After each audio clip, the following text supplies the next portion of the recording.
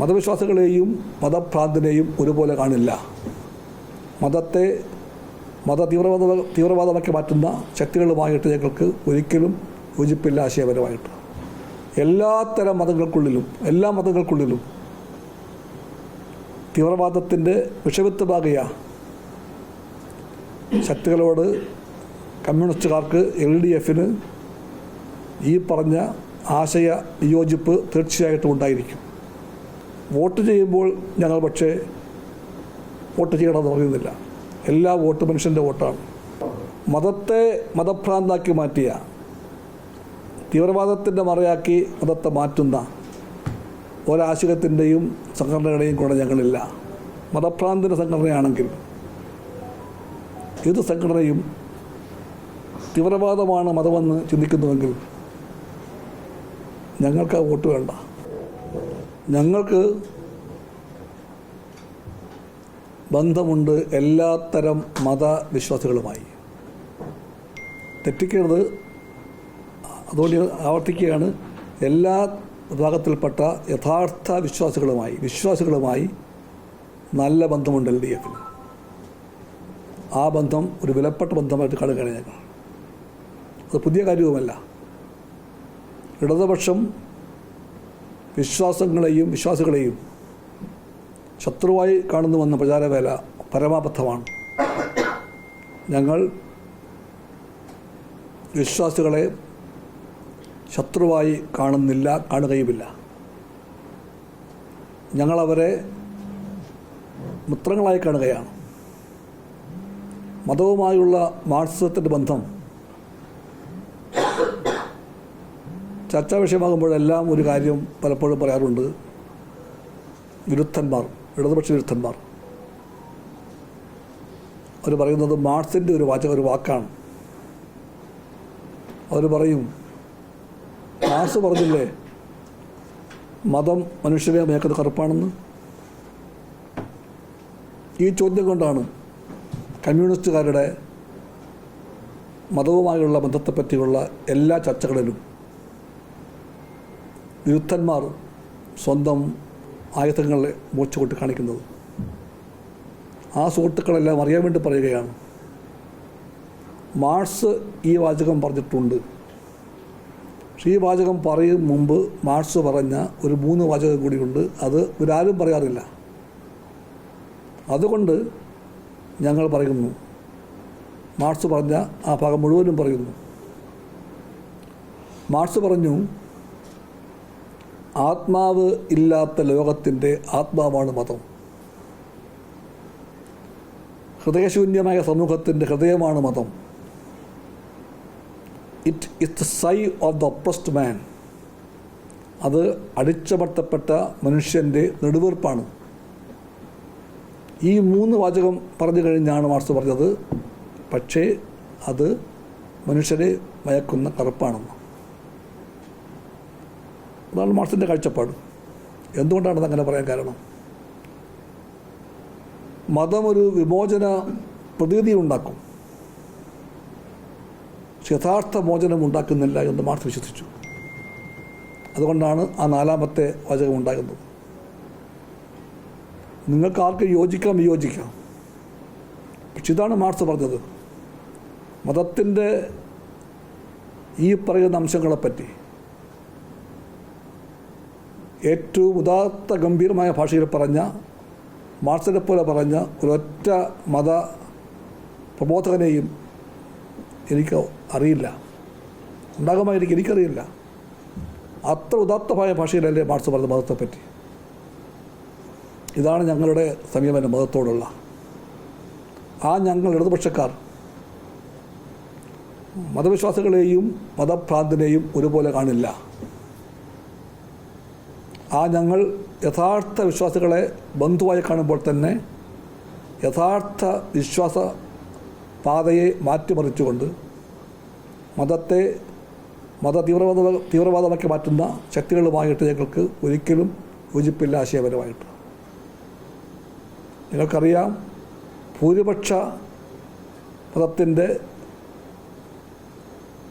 തീവ്രവാദ മുഖമാണ് RSS. ആ ആർ എസ് എസ് രാഷ്ട്രീയ മുഖമാണ് BJP. ഈ RSSൻ്റെ ഭൂരിപക്ഷ തീവ്രവാദ രാഷ്ട്രീയത്തിൻ്റെയും ആശയത്തിൻ്റെയും ഒരു പ്രതിഫലനം കണക്കെയാണ് ന്യൂനപക്ഷ മതങ്ങളിലെല്ലാം തീവ്രവാദം ശക്തിപ്പെട്ടത്. എപ്പോഴും ഒരു തീവ്രവാദം വേറെ തീവ്രവാദത്തെ വളം വെച്ച് വളർത്തുകയാണ്. അവർ അങ്ങോട്ടും ഇങ്ങോട്ടും പറയുകയാണ്, അവരെ കണ്ടില്ല എന്ന് പറഞ്ഞാൽ മതി. RSSൻ്റെ ആശയങ്ങളുടെ കാതലായിട്ടുള്ള ന്യൂനപക്ഷ വൈരാഗ്യത്തിലൂന്നിയ ഭൂരിപക്ഷ വർഗീയ ഫാസിസ്റ്റ് ആശയത്തിൻ്റെ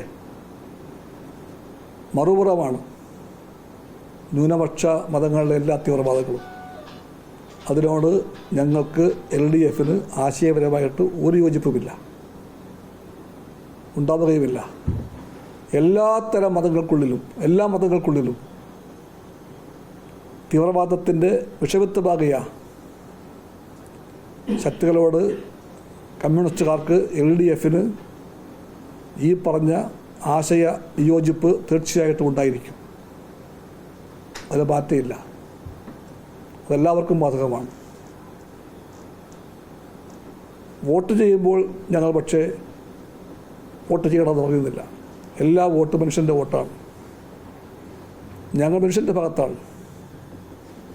മനുഷ്യൻ്റെ ഭാഗത്ത് സ്വയം നിൽക്കുന്ന ശരി ആ പക്ഷമാണെന്ന്, ഏത് പക്ഷം, മനുഷ്യപക്ഷമാണെന്ന് ചിന്തിക്കുന്ന LDFകാർ മനുഷ്യൻ്റെ വോട്ടിനെ സ്വീകരിക്കും. പക്ഷേ മനുഷ്യനെ ഭ്രാന്ത് പിടിപ്പിക്കുന്ന വർഗീയ ഭ്രാന്തിൻ്റെ വോട്ട് സ്വീകരിക്കില്ല. എന്തോ പിന്നെ പേരൊന്നും പറയണ്ട, ഒരു പേരും പറയേണ്ട കാര്യമില്ല. നാടിനതൊക്കെ അറിയാം. അതിന് കാര്യമില്ലല്ലോ, ഞാൻ മറ്റായിട്ട് പറഞ്ഞില്ല. നിലപാട് വാശിയൊക്കെ ശരിയാണ്. പക്ഷേ കഴിഞ്ഞ കാല തെരഞ്ഞെടുപ്പുകളിൽ ഇടതുപക്ഷം ഇങ്ങനെ ആയിരുന്നില്ല പ്രഖ്യാപിച്ചിരുന്നത്. തെരഞ്ഞെടുപ്പിന്റെ ആദ്യഘട്ടത്തിൽ തന്നെ പറയും SDPഐ-യും RSSന്റെയും ഒരു വോട്ട് പോലും തങ്ങൾക്ക് വേണ്ട എന്ന് ക്ലിയറായി മുഖ്യമന്ത്രി ഉൾപ്പെടെ ഇടതുപക്ഷത്തിലെ എല്ലാ നേതാക്കളും പറയാറുണ്ട്. ഇപ്പോൾ SDPയുടെ പേരെടുത്ത് പറയുന്നില്ല. വോട്ടുകളെല്ലാം മനുഷ്യരുടെയാണ്, വോട്ടുകളെല്ലാം സ്വീകരിക്കുന്നത്. SDP ഒരു ഭാഗത്ത് പറയുന്നത് ഈ തവണ ഇടതുപക്ഷത്തിന് പിന്തുണ നൽകുന്നു. അപ്പോൾ അവരുടെ വോട്ട് സ്വീകരിക്കാൻ നിങ്ങൾ തയ്യാറാണെന്നല്ലേ? അന്നെന്ന പോലെ തന്നെ ഇന്നും ഞങ്ങൾ ഈ പറഞ്ഞ RSSൻ്റെയോ SDPയുടെ പുറകെ പോയിട്ട് വോട്ട് വേണം എന്നാവശ്യപ്പെട്ടോ? അല്ല, ആവശ്യപ്പെട്ടോ? ഞങ്ങൾ അന്നും ചോദിച്ചില്ല, ഇന്നും ചോദിച്ചിട്ടില്ല. ചോദിച്ചിട്ടേ ഇല്ല. എല്ലാ കാലത്തും നേതാവ് പോലും ഈ തെരഞ്ഞെടുപ്പിന്റെ ഘട്ടത്തിൽ SDPയുടെ വോട്ട് വേണ്ട എന്ന നിലപാടെടുത്തിട്ടില്ല, അങ്ങനെ പ്രഖ്യാപിച്ചിട്ടില്ല. എന്തുകൊണ്ടാണ് ആ നിലപാടിൽ ഉണ്ടായ മാറ്റം? അതിനെ സ്വീകരിച്ചിട്ടുണ്ട്. CPI എത്തിയിട്ട് ഇടതുപക്ഷത്തോട് മുഖ്യമന്ത്രി ഉൾപ്പെടെയുള്ളവർ വേണ്ട എന്ന് പറഞ്ഞിട്ടില്ല എന്നതിനെ സ്വീകരിച്ചിട്ടുണ്ട്. മുഖ്യമന്ത്രി പറഞ്ഞിട്ടില്ല, LDFന് വേണ്ടി ഞാൻ CPI നേതാക്കൾ പറയുന്നില്ല, CPM നേതാക്കൾ പറയുന്നില്ല. LDFന് വേണ്ടി വോട്ട് വേണ്ട എന്ന് എന്തുകൊണ്ടാണ് പറയാൻ പറ്റുന്നത്? അതിനെ സ്വീകരിക്കുന്നതാണ് CPI പറഞ്ഞത്. മതത്തെ മതഭ്രാന്താക്കി മാറ്റിയ, തീവ്രവാദത്തിൻ്റെ മറയാക്കി മതത്തെ മാറ്റുന്ന ഒരാശയത്തിൻ്റെയും സംഘടനകളുടെയും കൂടെ ഞങ്ങളില്ല. അവരുടെ വോട്ട് വേണ്ട, അവരുടെ കൂടെ ഞങ്ങളില്ല. ഞങ്ങൾക്ക് എല്ലാ മനുഷ്യന്റെയും വോട്ട് മതി. അവരുടെ വോട്ട് വേണ്ടെന്നാണ്, മനുഷ്യന്റെ മാത്രം വോട്ട് മതി. മനുഷ്യന്റെ മാത്രം വോട്ട് മതി എന്ന് ഞാൻ പറഞ്ഞത്. മനുഷ്യന്റെ മാത്രം വോട്ട് മതി. തീവ്രവാദത്തിലൂടെ ഞങ്ങളില്ല. അല്ല, തീവ്രവാദത്തിന്റെ വോട്ട് ഞങ്ങൾക്ക് വേണ്ട. അതിന്റെ ആവശ്യം എന്ത്? അതിനാവശ്യമില്ലല്ലോ. മതതീവ്രവാദത്തിന്റെ വോട്ട് ഞങ്ങൾക്ക് ആവശ്യമില്ല. നിങ്ങൾക്ക് എന്താ മനസ്സിലാകുന്നത്? നിങ്ങളീ പറഞ്ഞ ഏത് സംഘടനയും മതഭ്രാന്തിൻ്റെ സംഘടനയാണെങ്കിൽ, ഏത് സംഘടനയും തീവ്രവാദമാണ് മതമെന്ന് ചിന്തിക്കുന്നുവെങ്കിൽ ഞങ്ങൾക്ക് ആ വോട്ട് വേണ്ട. അത്രയേ ഉള്ളൂ.